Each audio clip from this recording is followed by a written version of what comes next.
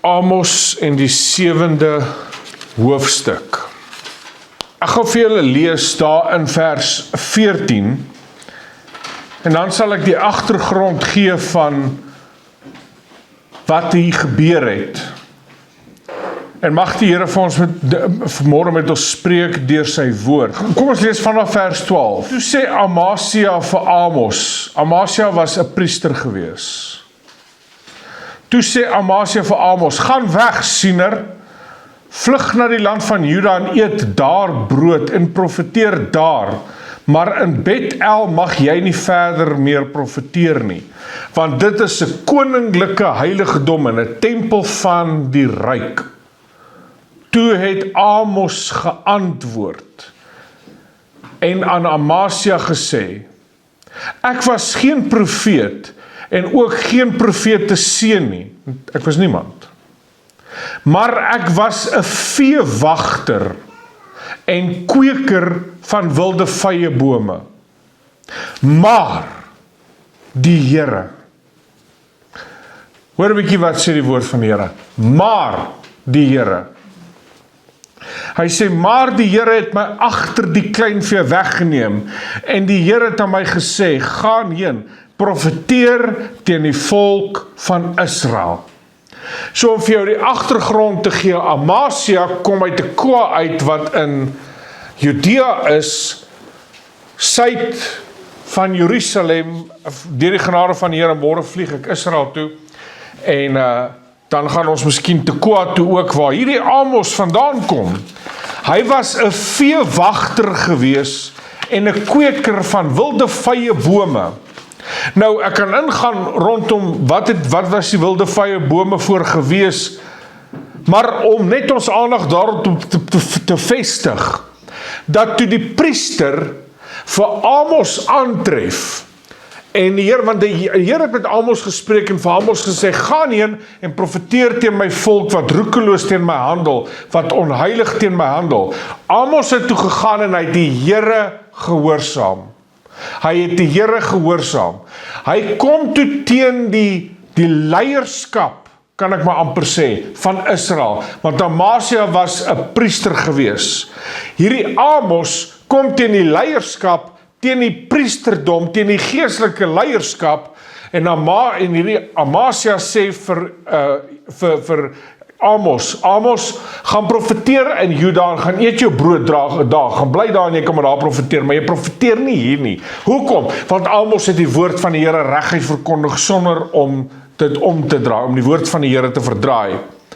En Amos antwoord toe, en hy sê, dat ek was geen profeet, en ook geen profete seun nie. Ek kom nie van die lyn van 'n profete af nie, maar ek was 'n veewagter, ek het skape en bokke opgepas, en 'n kweker van wilde vyebome.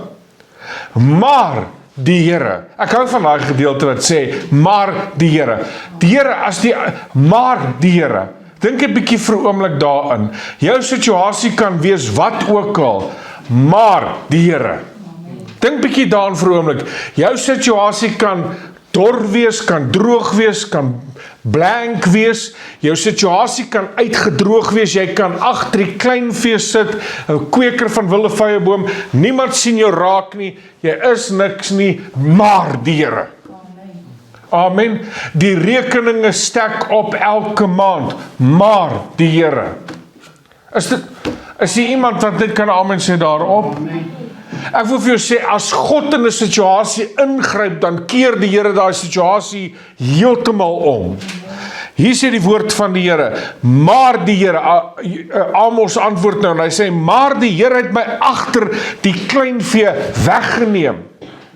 En die Here het aan my gesê, gaan heen profeteer vir my volk Israel. So wat hy vir Amasia sê, is Amasia, ek weet jy's 'n sogenaamde priester, wat in elk geval besig is met afgodsdiens, want dit is wat hulle besig was mee, en jy is hierdie gesiende ou, en jy is hierdie gesiende, en daar was teen ander priesters om hom, ensovoorts, en Amos word half verneder deur Amasia, deur te sê, ga weg, gaan profeteer in Juda, en gaan bly daar, eet jou brood daar. Maar Amos sê, I own it. Ek vat dit. Ek was geen profeet nie. Maar die Here het my agter die kleinvee weggevat en hy het my 'n profeet gemaak om vir julle te spreek. God gryp in almal se lewe in en hy verander hierdie die Engels is ordinary people, is gewone mense en buitengewone mense. Die Here kan in jou situasie iets bonatuurliks doen en jou situasie heeltemal omkeer en die Here kan jy en ek wat net 'n gewone ou is, buitengewoon maak in die Here tot eer van sy naam. Vanmôre is die titel van my boodskap, jou omstandighede in die geheim. En julle sal nou verstaan waantoe ek beweeg. Maar ek wil hê jy moet een ding verstaan. Miskien omdat ons in Amos is, kan ek, as julle nie so toe blaai nie, dan kan julle net luister 'n hele paar boeke terug na die boek van 1 Samuel, hoofstuk 16. Hoor 'n bietjie wat gebeur hierso. 1 Samuel, hoofstuk 16. Nou Samuel op hierdie tyd, julle moet nou gedagte hou wat ek gesê het oor Amos. Maar daar was 'n sekere profeet gewees, die grootste profeet in Israel se tyd, sou ek sê, in die tyd wat hy aangestel was deur die Here, was Samuel. Samuel was 'n profeet gewees. En soos julle kon onthou, Samuel het vir Saul gesalf, die eerste koning van Israel, om koning te wees oor Israel. Samuel het toe gegaan en die Here sê vir hom dat Saul het my afvallig geword, en ek dink julle kon die gebeurte onthou, hoe dat Saul die Here ongehoorsaam het deur om die bokke en die vee te spaar toe die Here vir Saul gesê het, maak alles dood, en Saul wou nie, want hy die manne meer geëer as vir God, die koning van Israel Saul. Maar toe kom Samuel by hom en sê vir hom, luister, die Here vat vandag jou koningskap van jou weg, en dit is toe Samuel omdraai en wegstap en Saul gryp agter Samuel aan en hy skeer die slip van sy kleed af en toe sê die profeet Samuel, so geskeer die Here vandag jou koningskap van jou af weg. Ek gee net vir 'n bietjie agtergrondkennis. Dan kom ons waar die Here vir Samuel sê, gaan salf vir my die koning die man wat ek uitgekies het, 'n man na aan my hart, wat ek uitgekies het om koning oor my volk te wees. En dit is waar koning Dawid op die spel kom. Koning Dawid is seker my gunsteling, buite die Here Jesus, ek praat van menslik, is koning Dawid seker my gunsteling karakter in die Bybel. Wat gebeur het is, Samuel gaan na Isaai toe, na die huis van Dawid, maar sy pa Isaai is daar, en natuurlik het Isaai klomp seuns gehad. Samuel gaan in en sê dat ek kan nie nou by julle sit en eet nie voordat die Here sy uitgekieste gesalf het as koning oor Israel nie. En toe staan Samuel en hy sê vir Isaai, die pa van Dawid, laat jou seun kom. Toe kom die eerste seun, en ek som nou net op, julle kan dit self lees. Toe kom die eerste seun en hy was mooi en gebou en sterk en goeders. Toe dink Samuel by homself, hierdie is die koning, kyk na hierdie ou, hy is die koning. En die Here sê vir Samuel, dis nie hy nie, laat hy verbygaan. En Samuel sê vir Isaai, waar is jou ander seun? Daar kom 'n ander seun aangestap, ook baie mooi, sterk, krygsman. Samuel dink gewis, dis die ene wat die Here nou gekies het as koning. En die Here sê vir hom, dis nie hy nie, laat hy verbygaan. En so kom al Isaai se seuns aangestap, en een vir een sê die Here, dis nie hy nie. Maar Samuel het elke keer gedink, dis hy, want hy is hierdie krygsman, hy is hierdie sterk ou, of hy is hierdie aantreklike man wat Israel kan lei, of hy het leierskap, of hy is hoog, of Samuel het so gekyk, en die Here het gesê, nee, ek kyk nie na wat buite is nie, maar wat na binne is. En dit is toe Samuel vir Isaai, die pa van Dawid, sê, luister hierso, nie een van jou seuns wat jy nou vir my gestuur het, nie een van hulle is wat die Here uitgekies het nie. Vers 11 in 1 Samuel 16, ek gaan vanaf vers 10 lees. So het Isaai dan sy 7 seuns voor Samuel laat verbygegaan, omtrent 7 seuns, en die Here keer almal van hulle af. Maar Samuel het aan Isaai gesê, die Here het hulle nie uitgekies nie. Verder het Samuel aan Isaai gevra, Is dit al die seuns? Is dit al jou seuns? En hy sê, die kleinste is nog oor. En kyk, hy pas skape op. Ja, nou Dawid het daarom ook nie goed gehad nie, hè? Die kleinste is nog oor, en kyk, hy pas skape op. Toe sê Samuel aan Isaai, stuur en laat haal hom, want ons mag nie aan die tafel gaan sit, voordat hy hier kom nie. Daarop het hy gestuur en hom laat kom, en hy was rooierig, met mooi oë, en 'n mooi voorkoms, en die Here sê, nou vir Samuel, staan op, salf hom, want dit is hy.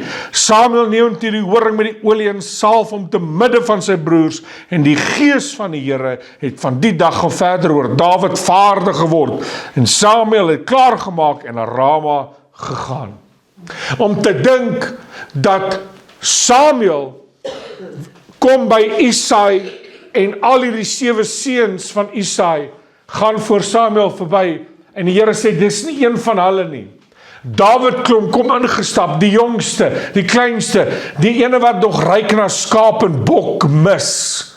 Ek meen, hy sit daar buite, hy is besig om, terwyl hy die bokke en skape op te pas, en 'n bietjie met sy slingervel te gooi, draak boring, om die hele tyd skape dop te doen. Ek meen, so hy het seker met sy slingervel gesit, en so voorts, en bietjie geoefen.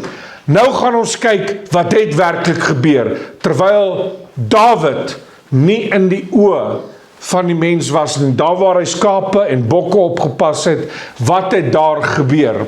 En dit is dat ek na hoofstuk 17 toe gaan. Dit is toe Goliat, die leerowerstes van Israel uitdaag, en julle kon die verhaal onthou, né? Maar ek wil vir julle gaan, waar Isaai vir Dawid sê, luister, dis nou Dawid se pa, Isaai, sê vir Dawid, luister, die vat vir jou broers kos vir die oorlog. Nou kom Dawid daar aangery, hy's 'n jong seun, hy's nog net gesalf as koning, maar hy's nog nie in die posisie van hy's gesalf, maar hy's nog nie op die plek dat hy die koning is nie. Dit kom nog. Jy sien, God salf jou en werk met jou in die geheim, om jou reg te kry vir iets groters. Jou tyd is nog nie nou nie, dit beteken nie jy is nie gekies nie. Dit beteken nie jy is nie aangeraak nie. Die Here het jou gekies, wag net. Want daar's 'n tyd en 'n plek. En hier kom Dawid aangery. En hy kom daar aangery, en julle kan gaan lees wat gebeur het. En hy kom naderhand voor koning Saul. Hierdie Dawid, hier staan hy voor sy eindelike vyand, want Saul was van daai dag af baie jaloers oor Dawid gewees. Maar hier kom hy voor koning Saul, en Dawid, eintlik wat gebeur het is, hulle is besig om te veg, en Goliat kom elke dag uit, en dan skrik die manne van Israel, hardloop hulle terug, en Dawid staan en kyk hierdie Goliat so, en hy sê, wie is hierdie man, hierdie onbesnede Filistyn, om die slagordes van God uit te daag? Ek sal gaan en hom gaan verslaan, want die Here is met my. En almal spot, man, asseblief, wat doen jy? Ons het hier so krygsmanne, ons het die manne wat kan veg, manne met sulke muscles, manne wat het kan doen. Wie is jy nou? Dawid sê, man, die Here is met my. En ek gaan vir julle lees daar vanaf, nou kom hy by koning Saul, en hy het gesê vir koning Saul, luister, ek wil nou uittrek, en daai ou gaan weg, vir Goliat. Vers 32, en Dawid het aan Saul gesê, laat die manne se moed tog nie terwille van hom sink nie. Moenie dat hierdie krygsmanne nou ontmoedig word terwille van Goliat nie. Die dienaar sal gaan en teen hierdie Filistyn veg. Maar Saul het Dawid geantwoord, jy kan nie na hierdie Filistyn gaan om teen hom te veg nie, want jy's 'n seun. En hy is 'n krygsman van sy jeug af.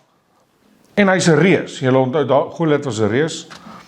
Daarop sê Dawid aan Saul, hoor hoe antwoord Dawid vir Saul, die dienaar het vir sy vader die kleinvee opgepas.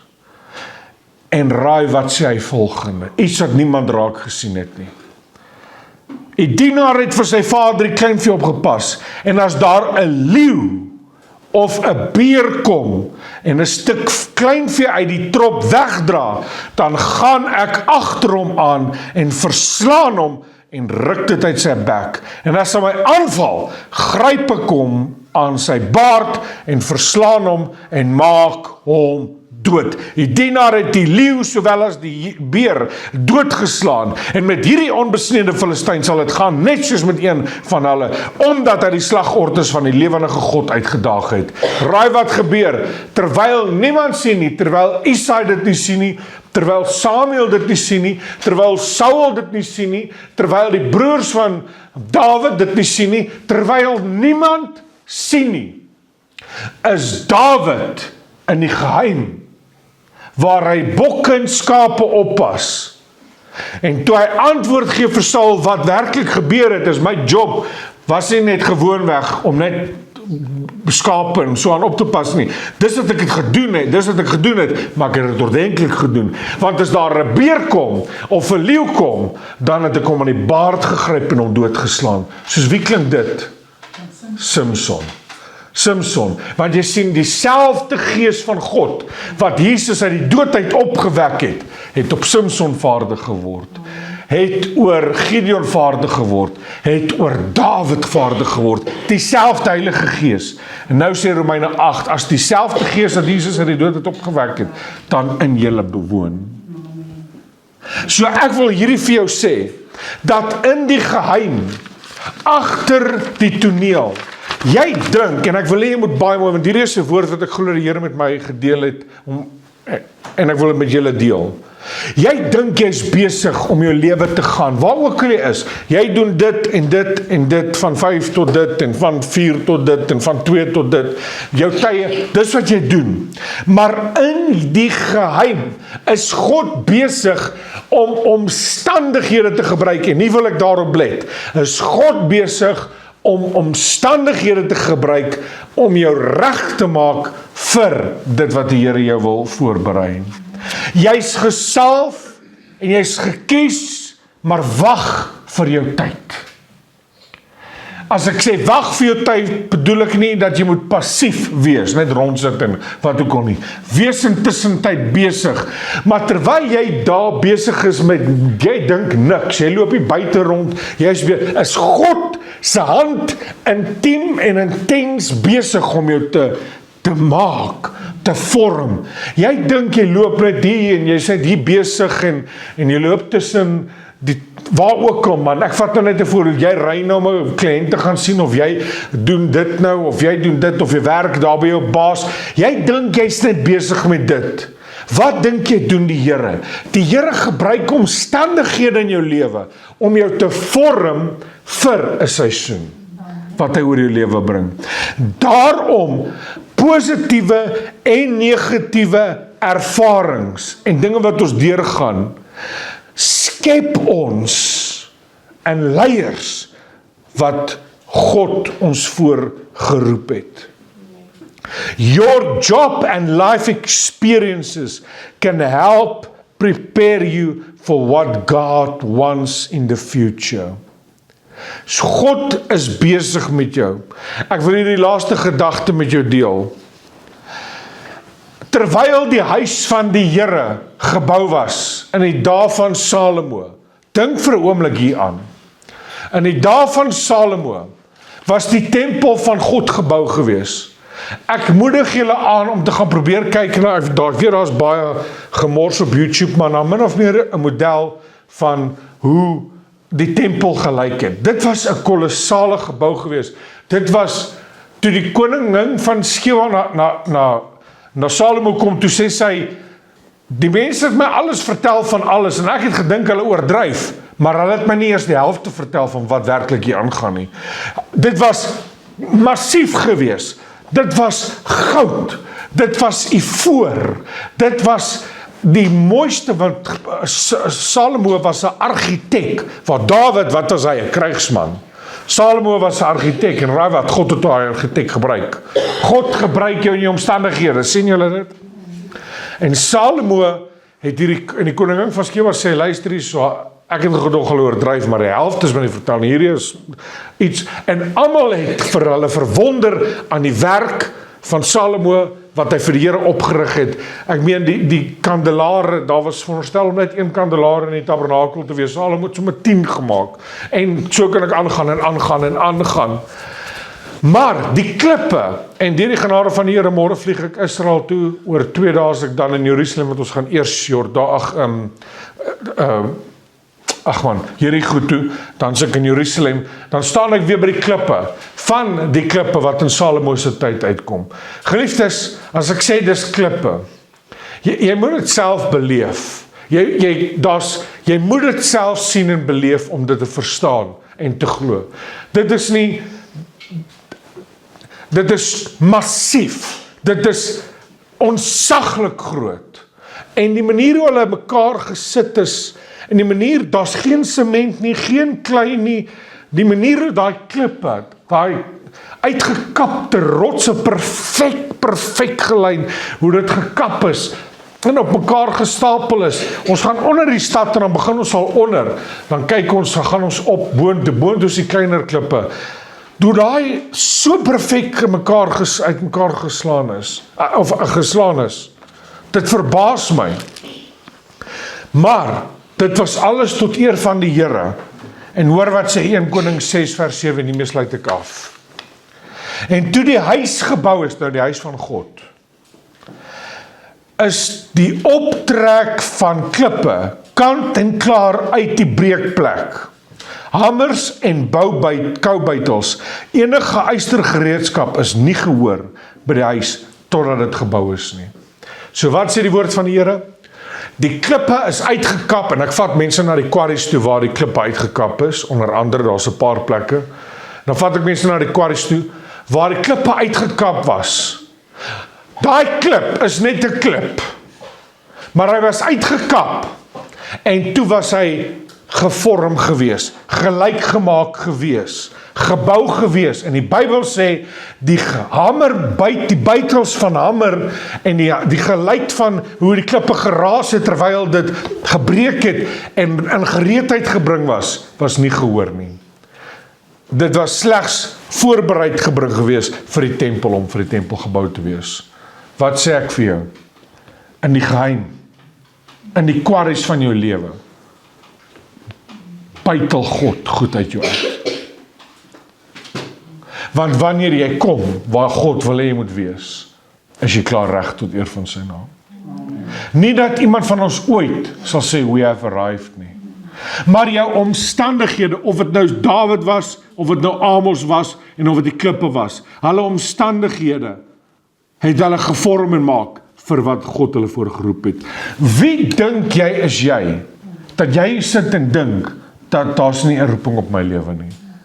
Wie dink jy is jy om dit te kan sê? Dat die Here het niks vir my nie. Jy's besig om reluctantly obeying God shows you are uncooked, not ready, and won't be rewarded by Him. As jy dink, dat ek is maar net 'n mens wat die moet aangaan, en ek moet maar net, daar's geen loon, want jy kan nie soveel deur die lewe gaan nie. Jy moet verstaan, God het jou geskape, jy is gekies, jy is geformeer in die moederskoot, vir 'n rede, vir 'n doel, en moenie omstandighede afskryf, waardeur ons gaan, goed of sleg, want God gebruik beide, die bittersoet, om ons te vorm en te maak, tot eer van sy naam. En hoe minder jy dink, ja, die Here wil iets my te doen, of ek het nie nodig om in 'n roeping in te gaan, of te doen wat die Here vir my geroep het, of om iewers te betrokke te raak, so is jy besig om uncooked te bly, en jy sal nie deur die Here vergeld, vergoed word nie. Wil jy eendag so voor die Here gaan staan? Wil jy eendag so voor God gaan staan? En sê, Here, eintlik wat jy sê is, Here, ek het beter geweet as U. Want ek het nie 'n roeping gehad, ek het niks spesiaal gehad nie. So van al daai, hoeveel 30, ek weet nie, miljoen selletjies wat geswem het na die moeder skoot toe, het jy dit gemaak, en God het nie 'n plan met jou nie. Wil jy dit vir my sê? Wil jy vir my sê wat Psalm 139 sê, God het jou uitgeroep voor die grondlegging, God het jou geformeer in die moederskoot. God se planne vir jou is meer as die sand van die see. Maar die bittersoet van hierdie lewe vorm en maak ons om klippe te wees, om soos Amos en Dawid. Moet dit nie afskryf nie. So as jy deur 'n battle gaan en jy moet 'n beer gryp, dan gryp jy hom. en weet dat jou God is met jou. As jy die leeu moet slinger en hom moet doodmaak, doen dit. Niemand hoef daar te wees of moet daar wees en kyk nie. Maar jy is besig om battles te fight in die geheim. As jy in Samson se geval, die bek van die leeu moet skeer, hy nie sy ma en sy pa vertel daarvan, hy het vir niemand vertel nie. En toe hy die volgende dag verby die leeu se karkas loop, toe wat lê in die leeu se karkas? Heuning. Toe gaan haal hy die heuning uit en hy het daarvan geëet en hy het ook vir sy ma en sy pa gegee. Maar hy het nie vir hulle gesê hy kom uit 'n karkas uit nie, want hy was 'n Nasiriër, hy mag nie daar gegaan het nie. Maar wat sê dit? In die battle is die oorwinning soet. Amen. Het hierdie boodskap vir julle iets beteken? Het die Here met julle gespreek vanmôre? Moenie dink jy's 'n drifter nie. God is besig met jou. Kom ons staan op ons voete.